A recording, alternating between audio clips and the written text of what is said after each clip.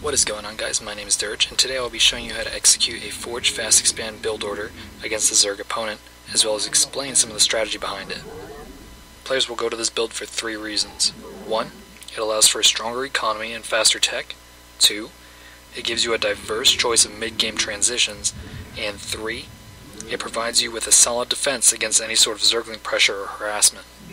Now, this opener is dependent on 1 or more Photon Cannons and a wall-in at the entrance to your natural expansion, to prevent any sort of Zergling harassment your opponent may attempt. It allows you to get an early expansion for an early economic boost and tech up without the Zerg being able to pressure the timing of the expansion. The reason this build is so strong is because you have quite a few transitions available to you, such as Stargate transitions, robotics facility transitions, and Fast Forge Twilight Council transitions for upgraded gateway pushes. This makes it very difficult for the Zerg player to respond correctly. Let's get into the build order. So first you will build a 9 Pylon and use the probe that builds it to scout your opponent.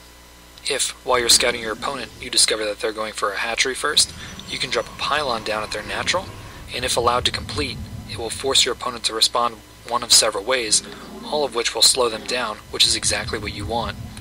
As you place your Pylon near the entrance to your natural, make sure you are thinking about where your next few buildings will be going in order to ensure you get a proper wall-in. Next, you'll want to start your forge at 14 supply. This will be the first building incorporated into your wall-in, so make sure it is placed correctly. You will then want to start your Nexus, followed by an additional Pylon at 17 supply. There is no correct place for this Pylon. Once you reach 18 supply, you will be placing your first gateway and Photon Cannon. Now, a quick note about your Photon Cannon. Just keep in mind that you will want to start it immediately after your forge finishes building, or delay it until after you begin building your gateway. Also, at 18 supply, you'll want to start double Assimilators. Now just a couple things to note really quickly. The standard for this build is only 1 Photon Cannon, but you can build up to 3 before it starts becoming too costly. This will all depend on how aggressive your opponent is being. Also, depending on how you set up your wall-in, you can use a unit such as a Zealot or Sentry on hold position to block a small hole in the wall-in.